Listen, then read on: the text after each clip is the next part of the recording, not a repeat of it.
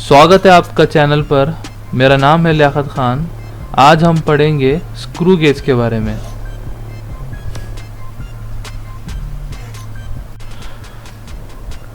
तो यहाँ पर हमारे पास एक इमेज है स्क्रू गेज की। आप चाहे तो वीडियो को पॉज करके इसके डिफरेंट पार्ट्स के बारे में देख सकते हैं। और आज की वीडियो में हमें पिच स्केल कहाँ है ये पता होना चाहिए और सर्कुलर स्केल कहाँ है हमें पता होना चाहिए। तो देखिए यहाँ पे मैंने जूम करके दिखाया, ये पिच स्केल है और बाजू में हमारे पास सर्कुलर स्केल है। और ये जो ब्लैक कलर की लाइन मैंने मार्क की, हम इसे रेफरेंस लाइन कहते हैं। तो ये चीज़ों को ध्यान में रखिए क्योंकि ये वीडियो में काम आने वाला है। जो वर्टिकल लाइन से वो पिच स्केल की है और ये जो हॉरिजॉन्टल मार्किंग्स आपको दिख रही है वो सर्कुलर स्केल की है। देखिए, लीस्ट काउंट निकालने से पहले आपको पिच ऑफ द स्क्रू पता होना चाहिए क्योंकि हमारा जो स्क्रू गेज है वो स्क्रू पर बना है। अब देखिए, जब भी कोई स्क्रू को आप रोटेट करेंगे तो वो ना कि सिर्फ सर्कुलर मोशन करेगा बल्कि लीनियर मोशन भी करेगा। और जब हम स्क्रू को पूरा 360 डिग्री घुमाते हैं, पूरा फुल रोटेशन देते हैं, तो ऐसा रोटेशन देने के बाद स्क्रू हॉरिजॉन्टली कितना मूव करता है, ठीक है, उसे हम पिच कहते हैं। यानी पूरे एक कंप्लीट रोटेशन पे स्क्रू ने कितना लीनियर डिस्टेंस ट्रैवल किया उसे हम पिच बोलते हैं। तो यहाँ पर हमारे स्क्रू गेज में हम देखेंगे किस तरह से ये स्क्रू लगता है। तो हमने इससे पहले डायग्राम देखा है स्क्रू गेज का। यहाँ पे ये स्क्रू जो है स्लीव से होकर बॉडी से अटैच होगा। तो जब आप इसे रोटेट करेंगे तो ये किसी भी चीज़ को क्लच करेगा, होल्ड करेगा।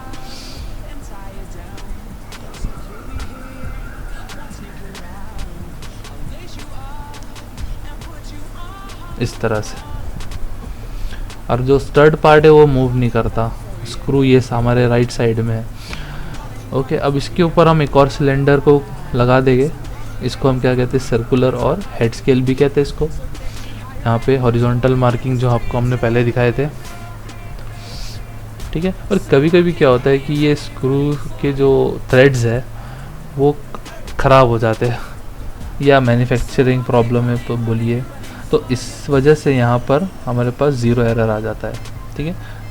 और अगर आप स्क्रू को पूरी तरह से बंद करते हो और आपका सर्कुलर स्केल का ज़ीरो रेफरेंस लाइन से अलाइन नहीं होता हॉरिजॉन्टली, तो आप समझ लेना कि यहाँ पे एक एरर है जिसे हम ज़ीरो एरर कहेंगे। और जैसे कि आप ये फ़ोटो में देख सकते हैं कि अगर सर्कुलर स्केल का ज़ीरो नीचे हुआ रेफरेंस लाइन के तो हम इसको कहते हैं पॉजिटिव ज़ीरो एरर। और अगर ये ज़ीरो सर्कुलर स्केल का ज़ीरो रेफरेंस लाइन से ऊपर हुआ, ठीक है, तो हम इसको कहते हैं नेगेटिव ज़ीरो एरर। इन दोनों को हमको कंपनसेट करना पड़ता है। टोटल लीस्ट काउंट निकालने के लिए हमको पहले पिच निकालना पड़ेगा। तो हम क्या करेंगे, एक रैंडमली कितने भी ले सकते हैं। अब हम 4 रोटेशन देंगे और 4 रोटेशन देने के बाद, 4 फुल रोटेशन देने के बाद हम ये नोट करेंगे कि स्क्रू का डिस्टेंस हॉरिजॉन्टली कितना हुआ, वो आपको मेन स्केल दिखा देगी। तो जैसे एग्जांपल में देखते हैं कि 4 mm मूव करता है जब आप 4 फुल रोटेशन देते हो। तो पिच इस तरह कैलकुलेट हो जाएगा। Pitch will be equal to distance move by the screw, that is 4 mm divided by number of complete rotation done, that is 4 revolutions, and the pitch will be 4 divided by 4, 1 mm. So least count of the screw gauge is given by, that is total least count. This will be equal to pitch divided by total number of divisions on the head scale, and that will be 1 upon 100, that is equal to 0.01 mm. Least count मालूम करने के बाद हम लोग measurement करने की कोशिश करेंगे, बट उससे पहले आपको ज़ीरो एरर देखना पड़ेगा। तो जैसे कि आप देख सकते हो यहाँ पर जो आपका सर्कुलर स्केल का ज़ीरो है वो रेफरेंस लाइन के नीचे है, 3 डिवीजन से नीचे है। कितना नीचे है, देखिए 1 2 3, तो 3 डिवीजन से नीचे है।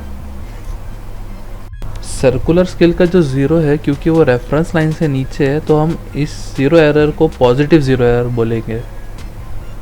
और क्योंकि ज़ीरो पॉजिटिव एरर है, जो भी आप मेजरमेंट ऑब्ज़र्व करोगे वो एक्चुअल वैल्यू से ज़्यादा आएगा।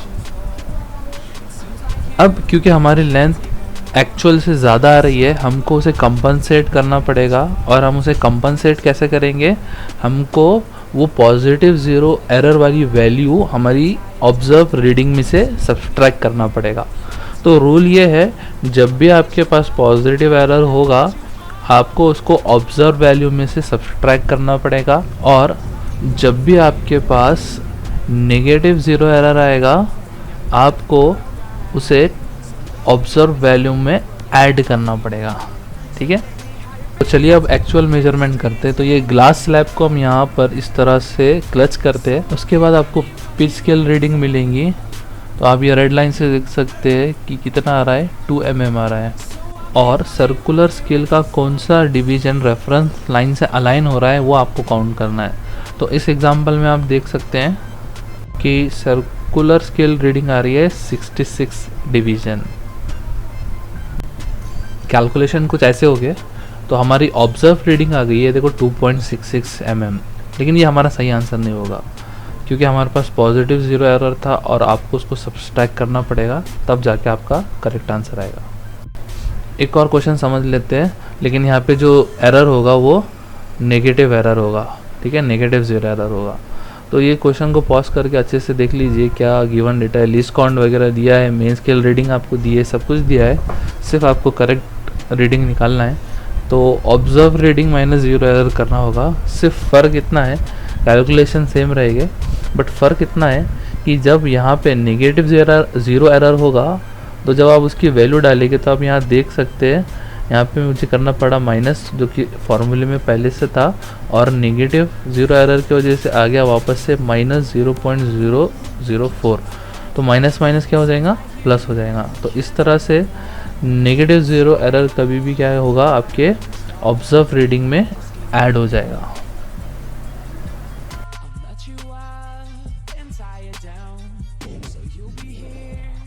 Sneak around, I'll lace you up